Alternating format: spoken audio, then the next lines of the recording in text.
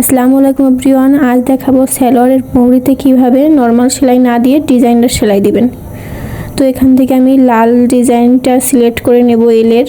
তো এখান থেকেও এলটা ঘুরিয়ে এই যে দাগ সোজা রেখেছি, আর এখান থেকে 1 থেকে 2 এর মাঝামাঝি রাখবো। ছোট সেলাই চাইলে আপনারা এদিকে রাখবেন, আর বড় সেলাই চাইলে এদিকে রাখবেন। তো আমি 1 থেকে 2 এর মাঝামাঝি রাখলাম।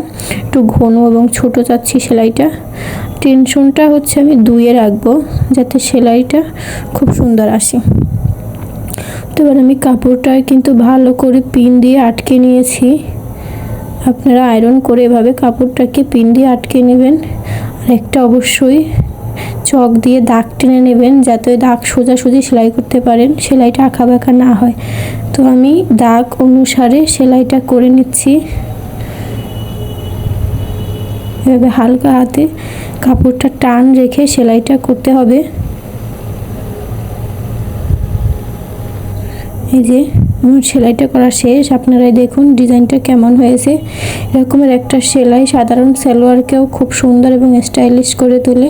তো এমন ভিডিও পেতে চ্যানেলটি সাবস্ক্রাইব করবেন।